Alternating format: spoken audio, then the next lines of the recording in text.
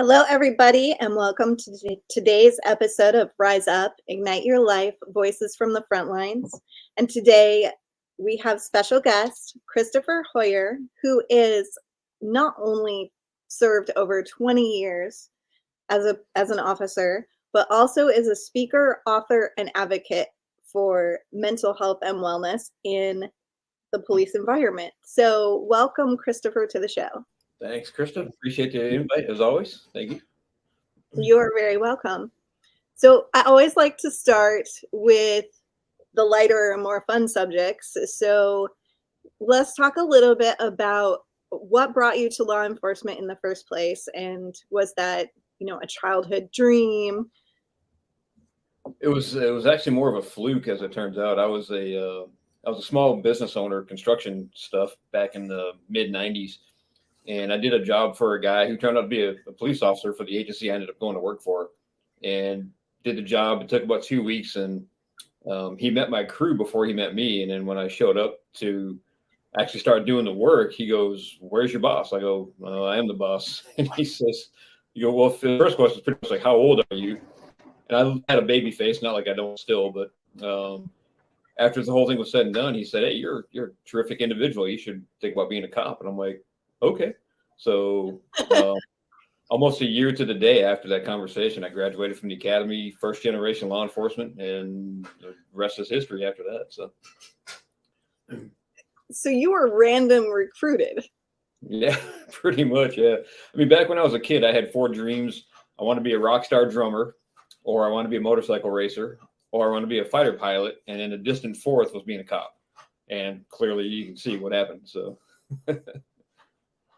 So spontaneity, that's a really interesting quality. And I've noticed that a lot of the people that I interview on this show, they tend to be really go with the flow, kind of spontaneous. Let's just do this because it sounds like the thing to do in this moment kind of people.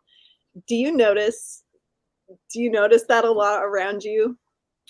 Oh yeah. Yeah. I mean, there's guys that are born to do it, and guys that are, like me, that just kind of fall into it.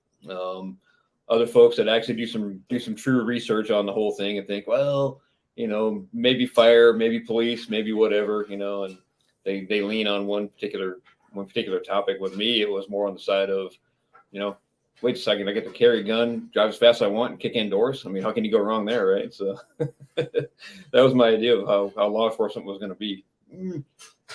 Not too far from the truth, but it was a little bit more than I expected. So more than you expected. Expand on that. Well, it's kind of funny. I described this to a lot of my friends, and when I wrote the book, I talked about this. You go through the hiring process, which is a complete nightmare.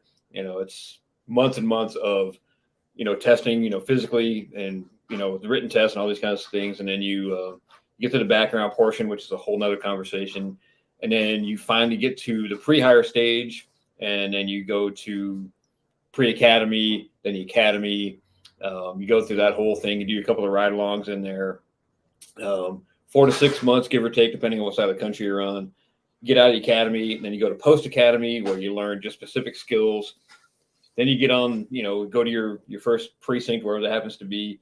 You meet your FTO, you meet all your new future squad mates. You go through this whole rigmarole. You do another 3 or 4 or 5 months, however long it is, with FTO. And then that first day solo, when you go to the front desk gate and you're like, hey, all right, I'm ready for my car.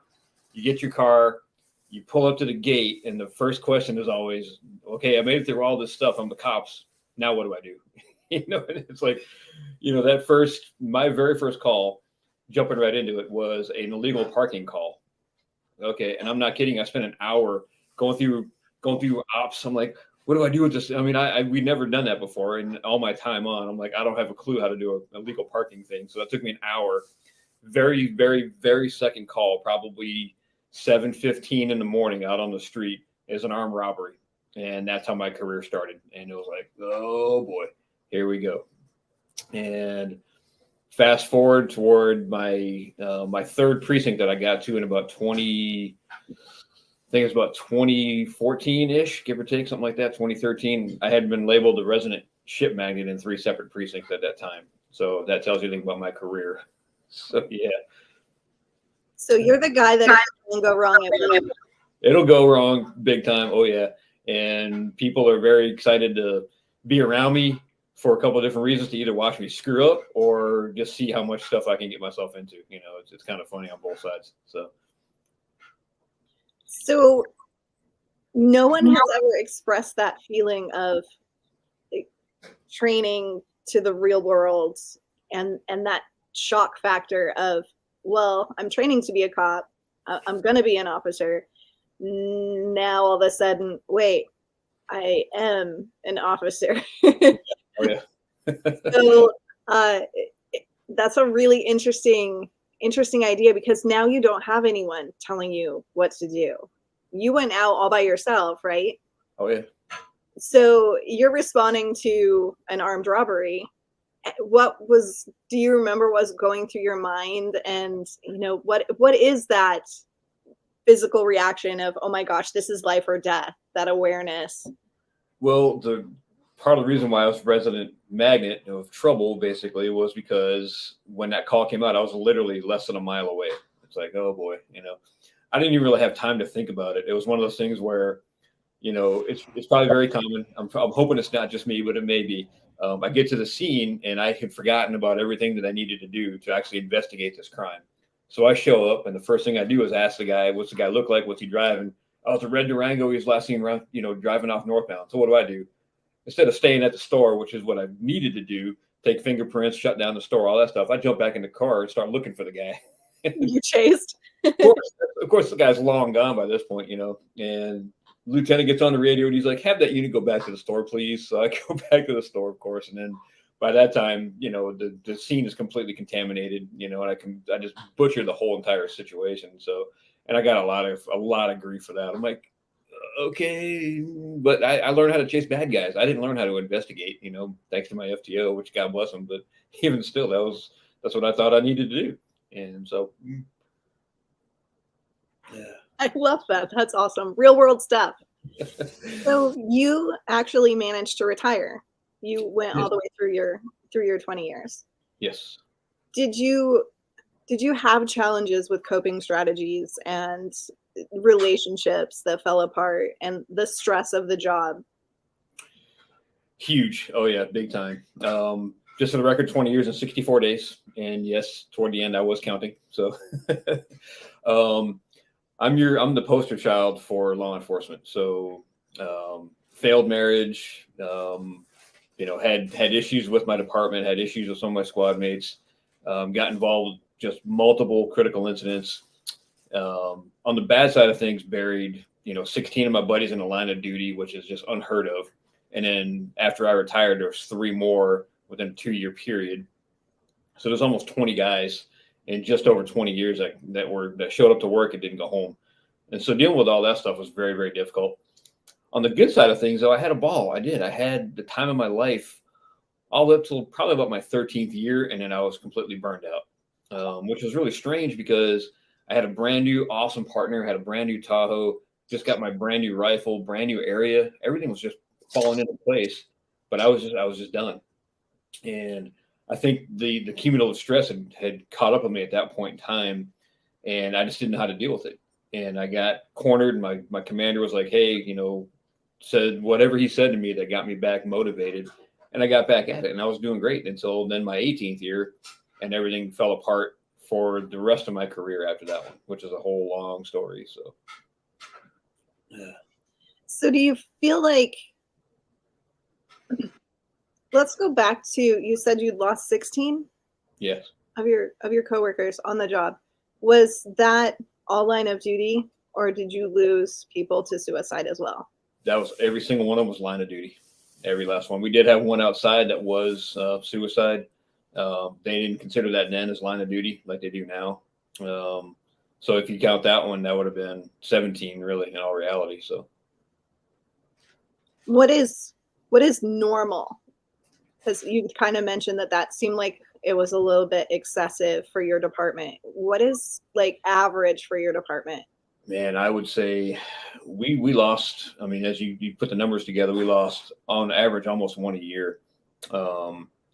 I would say for a city our size, if it's one every 3 or 4 or 5 years, that's probably, I would venture to say and guess that's probably more accurate. But I mean, I don't really know. And that doesn't include also guys that, retired and had heart attacks or cardiac arrests or, all these other kind of things, left a job, got hit by a car or whatever else. So we had several others that were, that passed, shortly after retirement or whatever. And that's just my agency. I'm not even talking about the surrounding agencies as well, which are probably pretty close to ours, collectively, if you will. So, Right. I don't know if you can answer this, so it's totally okay to say you don't know. Have you noticed the numbers increasing in the line of duty? Well, all causes really, but the line of duty deaths. Do you feel like that's increasing? 100%, absolutely. There's no question about it. Despite all that you and I are doing together to help, our community, we're still seeing a huge uptick in, just assaults against us. And that, I mean, you blame that for whatever reason, could be political, could be a lack of training, could be too much stress on the job, whatever it happens to be. But there's definitely been way too many. I mean, just this year alone, I don't even know what the numbers are, but it's staggering. It's just, it's insulting really is what it is. So I do a lot of research, and I've been a little bit challenged to find anything that solidly supports the idea that that there are shifts, that the cultural shift exists, that we who are in it, like, we see it, we know there's a cultural shift. There's a violence against officers that didn't exist before. There's the ambush style situations are just occurring more and more. People are being shot in their vehicles before they even get out. So this is not the way things used to be. But to find actual scientific research that's been done on public perceptions and how that's increasing, this idea that the rules and regulations matter less and that the respect for officers is on the decline, all of that we're just observing as insiders. And science is going to take a long time to catch up to all of that. So we can't really quote exact statistics, but noticing those shifts that we see from the inside, what do you think the repercussions are on the officers that are getting in their cars every day, that increased stress of fear of death? Yeah, that's a fascinating question. It's got to be one of those things where you can't do your job if you're in fear that you're not going to make it home, because fear causes hesitation, right? And that's what will cost you your life very oftentimes. It is kind of an interesting thing if you think about it, because if you go back to, I say my generation of guys, which I'm still in that that portion, if you will. We were like a bunch of hard hitting go-getter type guys that went out there and did a lot of hardcore stuff, which of course with that brings more violence against us, because if we're up in your face and chasing bad guys, the chances of getting into a dangerous situation are much higher. Nowadays, you push the other direction where it's, the kinder, gentler, we're not doing donuts, we're doing bagels, these kinds of things. And you've got guys that are, it's the hug-a-thug theory, which shows some submissiveness on, the view of the bad guys. And they think that, well, the officers don't have what it takes to take care of themselves, so I'm just going to take advantage of that. So it's two kind of different sides of the spectrum. But the fact of the matter is, and this goes back to training too. I'm the biggest advocate on training in the world, because you go out there to whatever training venue you happen to be on and you don't take it seriously, and as an instructor, that's incredibly frustrating, because be on the rifle range and guys are just, they're kind of him-hawing around. And I'm like, guys, you realize what we're doing here, right? I mean, this is serious stuff. And if you don't take it seriously, how you act here is probably how you're going to act on the street, and if you're already not taking it seriously, you're hesitating, you're behind the curve, and you've got violence against you, you're going to lose that fight every single day. So, Yeah, that big difference between, you can look at it as checking boxes and certification, and that's cool. We got to have that. But what skills do you actually have on board that you have practiced to the level of instinctualness? What reactions have you trained? I talk about this quite a bit where, you know, you train at over at least 100%, because if you don't train at least 100%, you're already behind the curve. And on average, if you're lucky, you might be at about 70, maybe 80, if you're really hardcore and you're going at it with everything you got. If you're training at, you know, 60 to 70%, you're not going to survive it. You're just not. I mean, we're talking obviously like critical incident, major stuff here. So, but that's not limited to just, you know, gunfights and investigations and these kinds of things. You're talking about your mental survival as well, which is huge, because if you're not taking care of yourself mentally, you'll end up like I did in your 18th year going, I don't understand why I can't stop crying and I'm falling down on my knees having anxiety attacks. And it's like, what happened here? You know, so. Right. And I like the way you put that, mental survival. We're challenged. I was just having another conversation with someone that we're challenged to have this conversation without going to diagnosis and mental illness and this whole stigma and this whole big thing. But what we're really trying to talk about is real world stuff, real world, like wellness and coping and stress relief and stress reduction. We're not necessarily always talking about post-traumatic stress disorder and suicidal ideations. And we're talking about a spectrum of cumulative trauma reactivity that if you're on the job, you're dealing with stress. If you're on the job, you're dealing with experiences that need to be integrated. Like if you're not having reactivities, there's something wrong with you.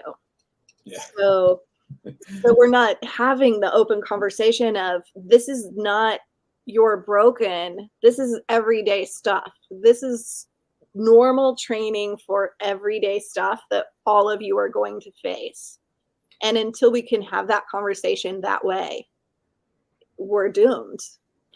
I agree. I put it in the context of how officers can relate to it. Not that that doesn't work. But what I say is you can't go through a career and see the stuff you see and expect to be okay, because you can't. I mean, it's impossible, you know, and there are simple ways to fix it. I mean, the biggest issue that I've come across with, you know, getting guys and gals fixed is just getting them to that point where they can say, hey, I need help, you know, because as first responders, I don't care what we're doing, nurses, you know, firefighters, whatever you are, even military guys, same exact thing. You know, what do? We're pounding our chest. Yep, I'm good. Dude, no, you're not. I mean, I was just talking to a friend of mine the other day, and she did a ride along, and she thinks she wants to go back to my old agency and be a reserve. Well, in one day as a civilian, she saw a guy that had killed himself, and a house that had burned down, and a cat was killed in the fire. And she's completely traumatized. And that's, I mean, I get it. She's a civilian. She's not completely trained on all the stuff that we deal with and so forth and so on. But the fact is, you're still a human. You're still an organic person, and you're going to be seeing these things. And I mean, obviously, we're talking about the worst of the worst. But let's not forget, you know, let's say, hey, you happen to work third shift. You don't get off work till 6 o'clock, and you got to be at court at 9 o'clock in the morning. Is that going to create some sleep deprivation? Yeah.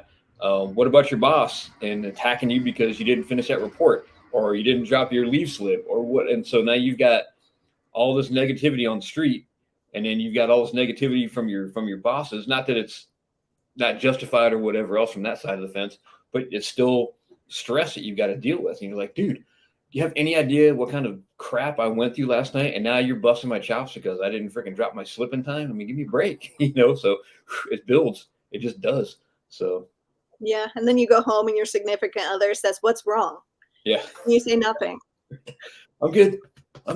Like we do, you know, and you get into like Kevin Gilmartin talks about getting in that magic chair, you know, and you know, it's a problem when you're ignoring your significant other. And then, you know, he kind of jokes about it when they stand in front of you, and instead of acknowledging what they're asking you, you're leaning to the side so you can change the channel on the TV. That's a problem. That's a huge problem. It needs to be addressed, because if you're not talking to them, you're probably talking to somebody else, is my theory. And the accusations begin, and then you're like, no, it's not because I don't want to talk to you, but I'm trying to protect you, it's bullshit. I'm sorry, but it is. You're not protecting your significant other by hiding what you're dealing with. It doesn't work. So that's my opinion. So. No, that's an excellent opinion. It's one of the foundations of our organization is incorporating significant others and families in the training process so that they actually understand what it means to be married to a first responder. What does it mean to be the support person for that person? And that's absolutely huge. I mean, I wish I had gone through that back when I was going through all my stuff, but so be it. That's my generation of law enforcement. So, right.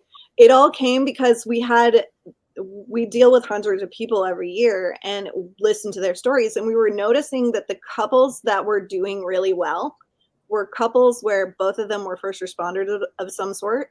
So they felt comfortable coming together after shift and just saying, this is the stuff I dealt with today, because they didn't have that preconceived notion that they had to have their experiences.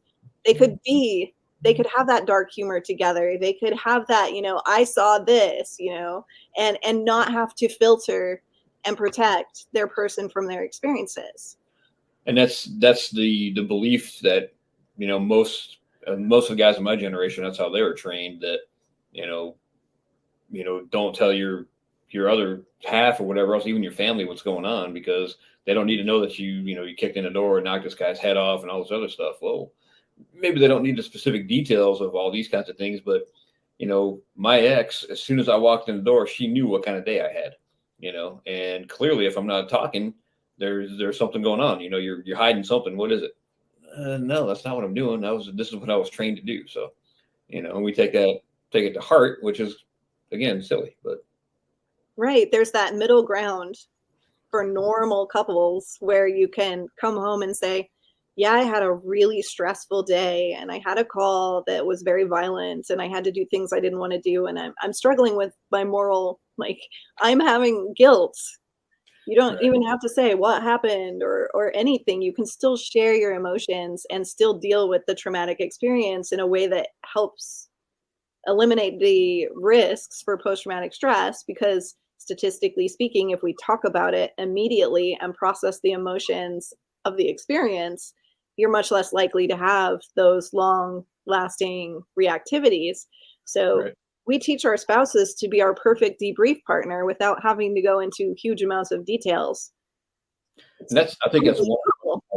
I just love that you guys do that. And I think that needs to be much more, prevalent up in everybody's faces. And I understand the concept of why, because they think that, well, if I tell my significant other what's going on, they're worried about me and I don't want them worrying about me. Well, okay, but you've got to reassure them. Like with my mom, when I got in my first rifle shooting back in 2013, I was kind of passively telling her about it, and she flipped out. And this is just on the phone, and she wouldn't let it go. And I said, Mom, you got to understand, I'm one of the best trained officers in the country because of how we operate where we work. I said, yeah, it was a dangerous situation, but I have the tools, I've got the skills, I've got the mindset to make it through these kinds of things. And I had to reassure her of that over and over and over again. And of course, I was still on the department when I'm telling her this. And then a couple of years later, I got into really the worst one I've ever experienced my entire life. But the fact is, it's like, look, you've got to trust me that I'm a professional and this is what I do for a living, and crossing that threshold is not easy. I'm not going to say it's an easy thing, especially when, you kiss your significant other, first responder person, and walk out the door and it's 12 or 13 hours later before they come back. And that whole 12 or 13 hours, you're going, oh my God. So, I mean, it's incredibly difficult for those guys as well to process, what are we doing all day long? Are we in danger? Are we getting shot at? Is something going to happen? Am I waiting for that phone call? And I had a couple of my buddies showed up just because they were in my neighborhood one day in uniform and knocked on my door. And she thought, oh my God, here it comes. She was already crying before they even got to the door. And they knew I was off that day, but I was off. I was actually at the range and they didn't realize that. And so she just thought that I was on the range and I got shot. And it's like, oh, so, I mean, that's a huge thing that they've got to process through as well. So I completely acknowledge that. So. Yeah, it's taking what you said, that I'm one of the best trained and I'm ready, I'm prepared for this work, and contradicting that with the end result of people who take their guns in the parking lot and shoot themselves. There's a huge discrepancy in can people confidently say, I'm completely prepared for this mentally? I have the tools and resources that I need to cope with this experience. And if they can't, how are we allowing that failure to continue? Right. That's an excellent point too. And this is just my opinion, but I'm of the belief that you can be as mentally and emotionally prepared as you think you are. And, we absolutely need to. And I thought that I thought that I had role played every scenario that I could, what could happen here, what could happen here.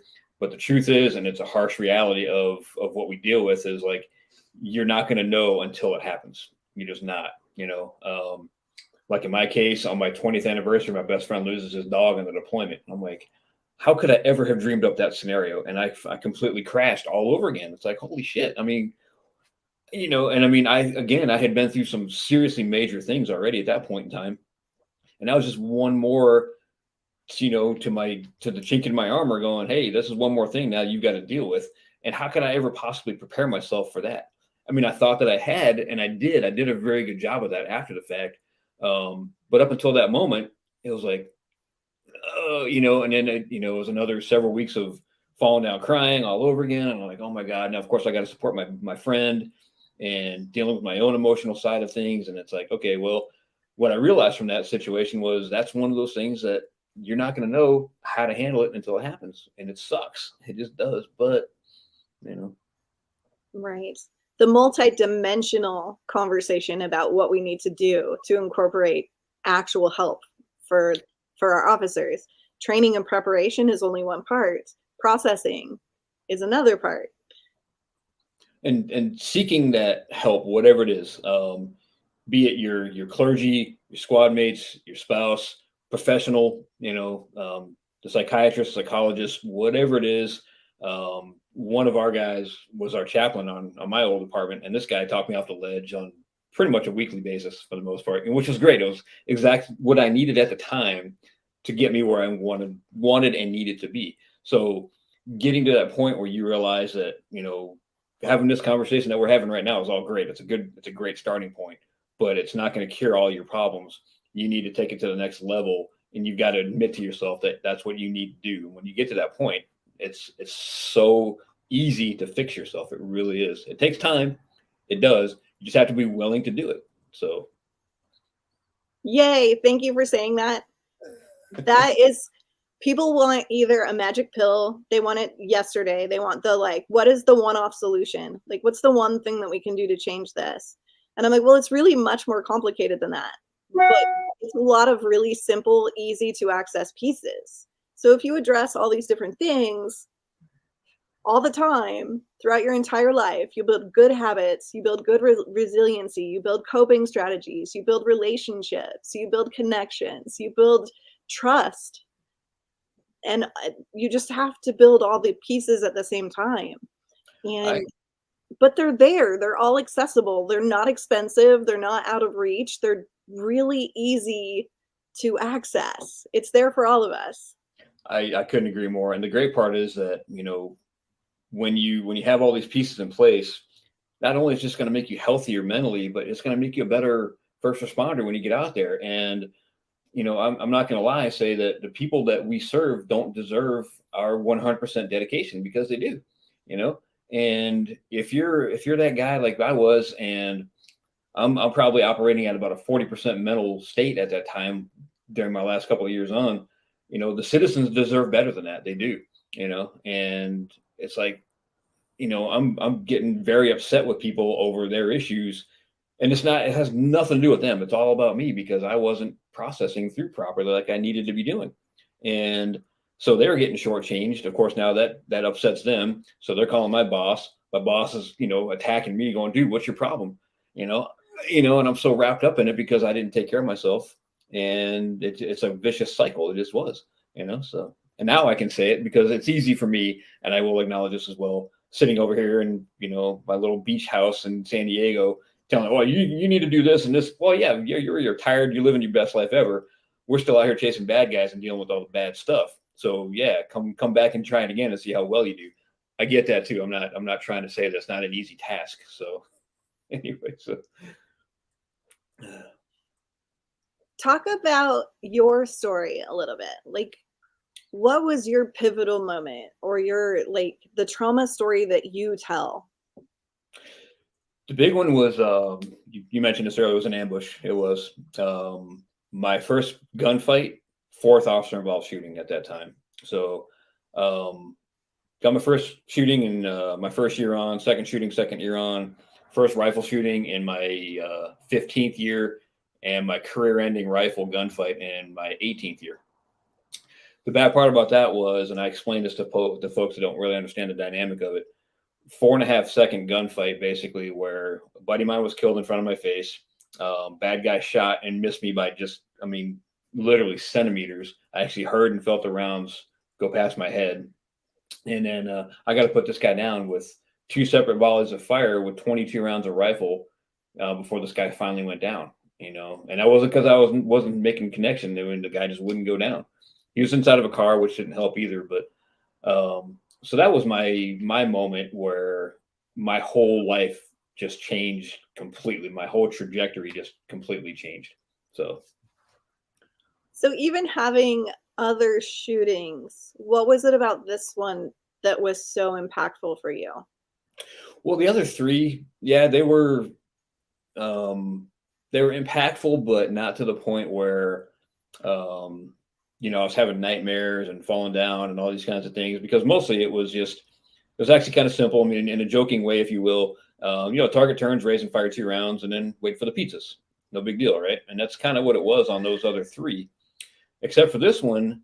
Even though I'm a tactical instructor and do all this rifle stuff, do all this great stuff out there on the range and everything else, and I had trained at what I considered well over 100%, I still failed several times during this situation.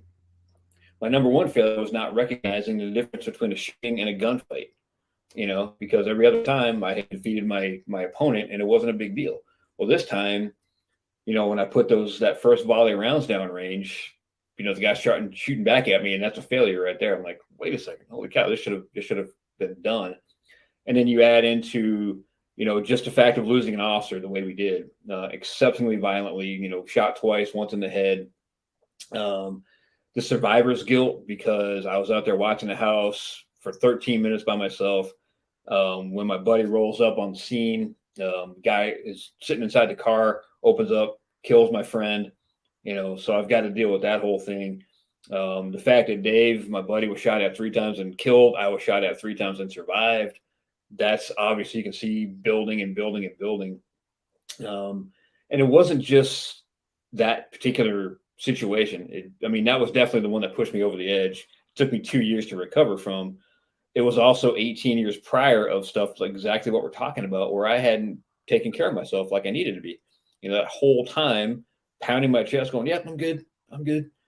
But the beginning of 2016, when this happened, started with me watching an 8-year-old hang himself right in front of me. What freaking 8-year-old hangs himself? And then 2 of my friends got into a really nasty gunfight. They survived it. But because I was doing a search warrant at the time, I was writing the paper on it, I couldn't be there to help them.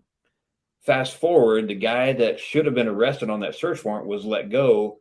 And about 3 or 4 months later, I get a call from a friend of mine going, hey, did you hear the news? I go, no. He goes, well, that guy that was released that day, because the officers that were on that scene wanted to secure for the day, so they didn't hook the dude up. He ends up going down to another city and kills 3 people. It's like, I made a point that when this guy shows up, if he does, please arrest him, because we got charges on him for whatever. No, we're not going to do that. And then, so technically speaking, on my watch, this guy ended up killing 3 people, 3 innocent people, and almost kills a 4th, another officer from another agency that he got into a shooting with. And just miraculously, the officer survived it. And, so now I've got all that weighing on me. And then Dave is killed. And then it's just, by that time I was too far gone to recover emotionally from all the trauma I had seen. What was your sense of like mortality? What kind of thoughts did you have around your life? Funny you say that, because I had most of my life I was raised in a very religious kind of a household, and it was more like shove it down your throat kind of stuff. And of course, as a kid, it turned me away from it. I'm like, no, this isn't my thing. When I got older, in my early to mid 20s, I started, looking at the spirituality side of things. I started thinking, oh, well, maybe there's something bigger and better out there for me, And my theory, which was very, very ignorant on my part, was, hey, when God shows me that sign, then I'll start to believe, okay. And obviously over time, I had gotten far more educated and learned a lot more, but I still hadn't really transitioned over into having that relationship with God, if you will. When Dave was killed, that was the sign. And I'm pretty sure God's going, oh, you want a sign? Well, here you go, kid. Here's your sign. Holy cow. And so when I started to realize that, as much as I like to think that we can control bad guys, we can control a pursuit, we can control all these things, how much control do we really have? And when I came to the conclusion that as much control as I like to think I have, I really don't have any, and pretty much gave myself away to the fact that, okay, well, my time is already up. I just don't know when it is. And so I started not fearing death anymore, and then I started to actually live. I'm like, hey, I mean, I I'm living a great life, my best life ever as we speak right now. And I had a ball, like I said earlier, I was having the time of my life chasing bad guys and this kind of stuff. But failed marriage, my daughter won't talk to me anymore, things like that are still going on in my life. I'm going, okay, but I still have a lot more I need to do with my life. So I'm going to live every single day like it's my last day. And that's my mortality theory, if you will. So long answer, sorry. So No, that's what we're here for. We want to hear your real story. We want to hear what drives you, what motivates you. What are you doing now to help other people? Because I know we never get out of that industry. If you're a helper, and you're going to die a helper. Amen to that. Yeah. Just for the record, cops never retire. We'll leave the job, but we always find something else because we're just too busybodied to just sit on the couch. It just is what it is. So, you're either going to get into woodworking like a lot of my friends do, or get into real estate, or, you stay, like in my case, I know we talked about this before the show started. I've got an obligation to where I feel like I've got to share my story for other people so I can help them to navigate through their whatever they happen to be. So for me, my motivations are doing these kinds of shows, getting up in front of an audience and speaking about my story, giving a presentation, which, by the way, I'll travel anywhere in the country and show my stuff, talk about it. Writing the book, which my girlfriend, before I met her, was my editor, and then we ended up falling in love and all that kind of stuff. And she says it on a regular basis that writing that book is what saved my life. And I absolutely highly encourage everybody in the world to, even if it doesn't get published, write a book and just either have it for yourself, for your kids, or it does get published and then you can end up like I do, having it hanging on the wall, and just you're passing it out to people all over the place, so all these things. So what's the name of your book? I call it When That Day Comes, Training for the Fight, because the day will come and it's going to be some kind of a fight, whatever it is, whether it's you find out that your daughter's pregnant and you're like, oh, I mean, it's a good fight. Don't get me wrong. It's still a fight because now you got your son-in-law and you're kind of gazing at him like, nah, I know what you're doing with my little girl over here. So yes, the day came, and now it sounds so incredibly strange for me to say that I'm a grandfather. And I'm like, wait a second, I'm only 22. I can't be a grandfather. However, it is what it is. And the other side of the fence where it's, you got a situation like I went through where you have a buddy that's killed in front of you, that's clearly a fight too. And how you prepare for that is a lot about what I wrote about. So is it available on Amazon? It is. Yes. I got, that's another story too. So I did my original version, and later on I realized that I didn't really include the dispatch community enough in the first copy, if you will. So I went back and I wrote that story, and I wrote 3 other stories, including 2 from very close friends of mine from other agencies. And then I reached out to Dave Grossman, who is one of my biggest heroes in the world. And I said, hey, would you mind just taking a look at it? And then fast forward a couple of weeks later, he comes back with this terrific email and writes just a phenomenal forward. I've got his name on the book. So now I've got the 2nd edition, and which is also available on Audible too. So So for those of you watching not the live version, who are watching our Anchor version, the link to his book on Amazon will be listed right below the podcast, so you can easily get access to that. And I usually have the opportunity to read people's books before the show, but we literally connected last week, well, beginning of this week. So we got this recorded really quickly. So I have not had the opportunity to read it yet. But once I read it, if it's a resource that I think my audience really needs to have, I will, with your permission, put the link also on our resources on our website for the nonprofit, because there's not enough stuff out there. No, I agree. I'd be absolutely honored if you would. And I just got to throw it out there. This is a quote from Dave Grossman. He says it's the best law enforcement prep book he's ever read, which I'm thinking, dude, I'm a regular old freaking street cop. I don't know anything about writing a book. The joke is I can never write a report, but I can write a book. But when I got that endorsement, I couldn't believe it. I'm like, dude, okay. So now, of course, it's, completely pride filled. And I try to share it with as many people as I can, not for the money, because I'm not making any money on this thing whatsoever. That's never been the purpose of it either. But just to get out there and show my vulnerabilities and my honesty about what I went through and how I not only came out of it, but survived it. And I'm thriving like never before. So I think that's a huge key. I think there's lots of textbooks. There's lots of mental health information. I think the real key is, how are we going to tell these stories in a way that it actually reaches the people that it needs to reach and they get the message? True. Now, I'm not going to lie. There are some tough reads. Some of the stories in there I talk about where, you're talking about reading an officer getting killed.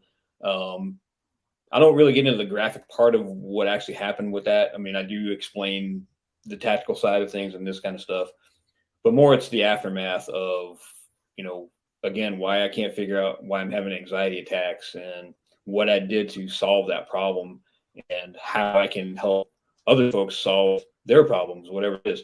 And it's just a good resource. It's entertaining too. There's a lot of funny stuff in there that, people will definitely appreciate. I can't tell you how many guys going, dude, I thought you were writing about me when you wrote that story. I'm like, no, because that was me. I swear I did the exact same thing, which is great. So a lot of folks can really relate to it. And it's not just related to the law enforcement community. Yeah, it is a cop book and it does tell mostly cop stories, but it is just a life guide almost, if you will. So I'm noticing the flag beside you has a lot of writing on it. Is that a story you can tell me? That's a great story. Yeah. So that, I kind of stole that idea from somebody else, which, for liability reasons, I'm only kidding on that, but, I can't even remember what year it was. I think it was early 2020. Got invited to go speak in Virginia, and I had been doing my presentation for a couple of years at that point, and it had gotten a little bit bigger and more detailed, if you will, and more practical. And so I started becoming a lot more confident in doing my stuff, especially when, I've got agencies that are willing to fly me literally across the entire country just to hear what I have to say. I'm like, oh, you sure you want me? But it was huge. I'm like, wow, okay. So I'm taking it on board, and I decided maybe I'll, I had this flag. I ordered it. I don't even know how I ended up with this particular one, but I like the Betsy Ross style, 13 colony star thing. Brought it with me, and I had a whole bunch of markers, and I literally just laid it on a table across from where Natalie and my girlfriend were selling books, and just started inviting people over just to sign their name, put their serial number, their agency, I love you, I hate you, whatever they wanted to say, just kind of leave a mark, and now it's completely filled up. There's barely a square inch left on there for anybody else to sign it. And so clearly I didn't quit after that. So now I've got 3 of them that are almost completely full, and I'm just going to continue on. Everywhere I go, I have a flag with me. In fact, I'm leaving for Denver for my full-time work. I'm bringing that flag with me in case I run into first responders or veterans or anybody else that I think would be somebody that would probably want to be part of this whole thing. And at some point in time, when I've got a place that's big enough, I'm just going to make a big giant flag room or whatever it's going to be. So yeah. So that is an amazing idea. And my committee and I were just talking, yesterday about we are doing a embroidered flag every year for the heroes that we honor with Battle to Be every year, and we're at about 300 to 400 names that get added every year.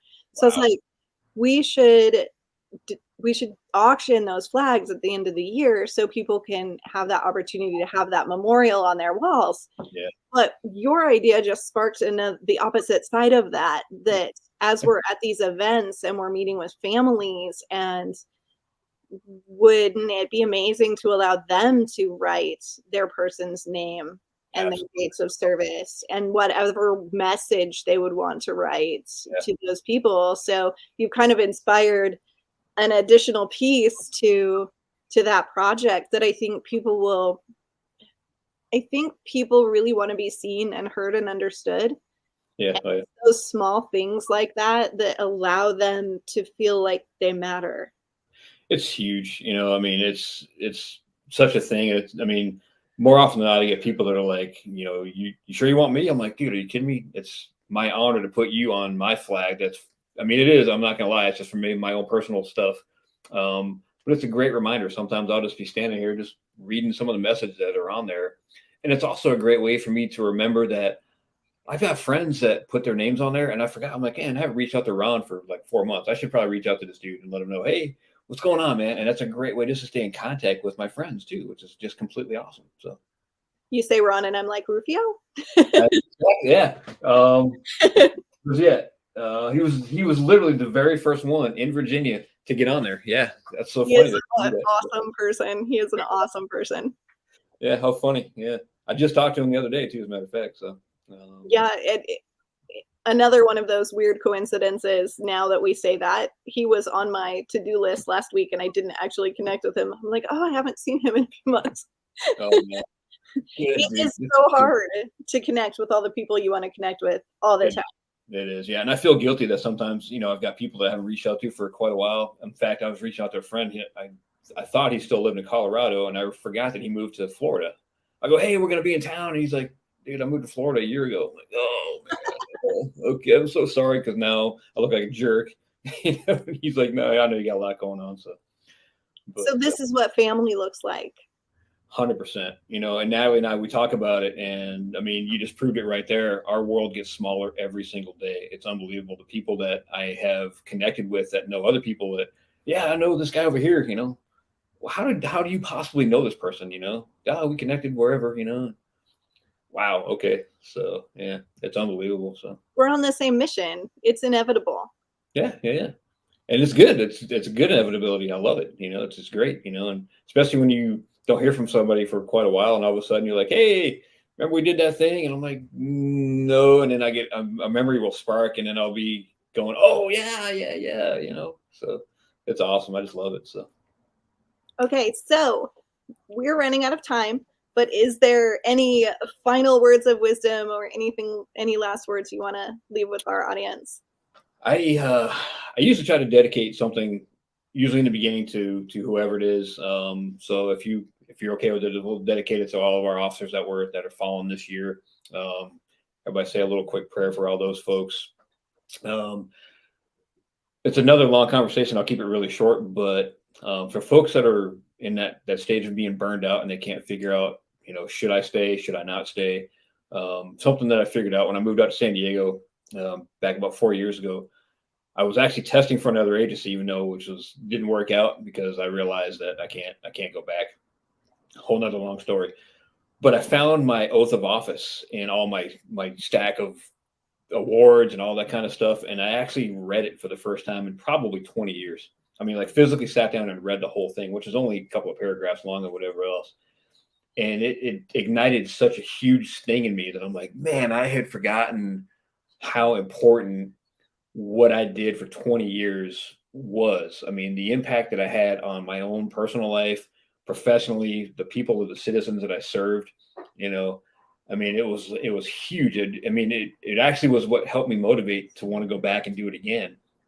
And the thing I took away from that mostly was reminding myself of sitting in that background investigator's office with my suit on, going, I'll do whatever it takes. I'll do whatever it takes, and having that love just flowing back through me again. I'm like, wow. I mean, and then I reflected back on my career going, dude, I mean, I was absolutely honored and privileged to be able to do what I did. And so I advise folks, don't forget that. I mean, because that's a huge thing, because how many people you know can't or won't do what you do, you know? So I'll end it with that. So. Perfect. Thank you so much for being with us today. Absolutely. My honor. My honor. Thank you guys so much for listening to this episode. Please, if you don't know about our Ferryman project, go to battle2be.org. You can support this podcast there, or you can sponsor a mission where we'll take a plaque to a family of a fallen hero and attend memorials, and we bring education and training opportunities to all sorts of first responder organizations to ensure that the next generation coming up is less vulnerable and more resilient. Coping strategies and skills that are needed to not just be amazing officers, but to have amazing lives as well at home. So again, please reach out to battle2be.org if you're interested in our organization. We'll leave a link for Christopher's book underneath this podcast so you can easily grab a hold of that. And we will see you guys next week.